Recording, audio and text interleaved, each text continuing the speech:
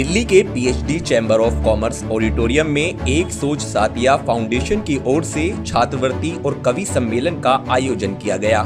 एक सोच साथिया फाउंडेशन का उद्देश्य पर्यावरण को सुरक्षित रखना और छात्रों को उच्च स्तरीय शिक्षा की प्राप्ति के लिए वित्तीय सहायता प्रदान करना है। एक सोच साथिया फाउंडेशन के कार्यक्रम में पर्यावरण को सुरक्षित रखने के लिए छात्रों ने एक नाटक का आयोजन भी किया।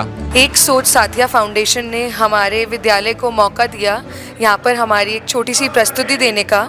इस प्रस्तुति के अंदर हमने अपनी प्रस्तुति के माध्यम से हमने बताने की कोशिश की कि कैसे प्रकृति का सम्मान करना हमारे लिए बहुत ही ज़्यादा ज़रूरी है और छात्रों को छात्रवृत्ति और सम्मान देकर शिक्षा के प्रति ये फाउंडेशन अपनी महत्वपूर्ण भूमिका निभा रहा है। एक सोच साथिया फाउंडेशन के संस्थापक राकेश गुप्ता ने कार्यक्रम के बारे में बताया। आज का प्रोग्राम पर्यावरण पे गोष्ठी, बच्चों को स्कॉलरशिप और कवि सम्मेलन, ये तीनों चीज़ों का संयोजन था।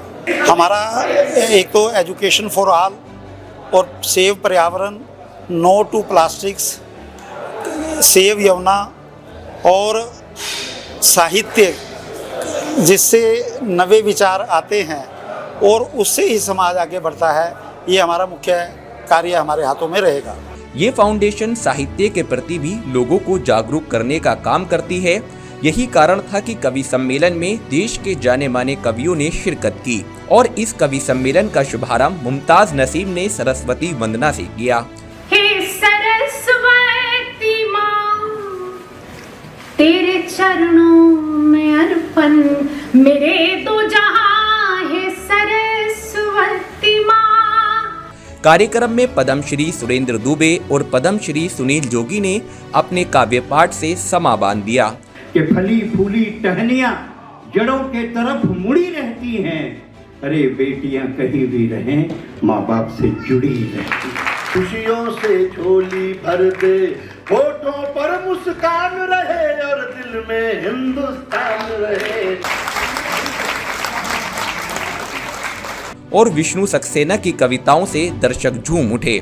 हमको जितना देखा सिर्फ तुमको लिखा, अब ये पन्ना यहीं मोड़ दे। और दिनेश भावरा ने भी समाज में जागरूकता के लिए काव्य पाठ किया। इस मोबाइल की दुनिया ने कमाल कर दिया है, हमारा बुरा हाल कर दिया है। पहले मेरा बच्चा घर से बाहर जाता था तो मेरा जी घबराता था, घड़ी पे नजर रहती थी, समय पे नहीं आता था तो मैं पड़ोस में पूछने चलिए जाता था। लेकिन अब मैं लाचार हूँ, बेकार हूँ, क्योंकि खुद के ऊपर खुद का बस नहीं चल रहा है। मेरी आंखों के सामने मोबाइल मेरे बच्चे को निगल रहा है, न मैं चिल्ला रहा हूँ न किसी को बुला रहा हूँ। इस घटना ने मुझे परेशान कर दिया है। अभी मैंने अपने बच्चे का बचपन देखा भी नहीं, इस मोबाइल की दुनिया ने उसे जवान कर दिया है। एक सोच साथिया फाउंडेशन द्वारा आयोजित इस कार्यक्रम में दर्शकों ने खूब लुत्फ उठाया। हमारी ये ड्यूटी बनती कि हम समाज को कुछ दें जो हमें मिला है पहले से, हम आगे वाली जनरेशन के लिए कुछ कर सकें। उसमें हम टाइम टू टाइम, यही ये नहीं है कि हमारा कवि सम्मेलन, हम टाइम टू टाइम कुछ ना कुछ प्रोग्राम कराते रहते हैं।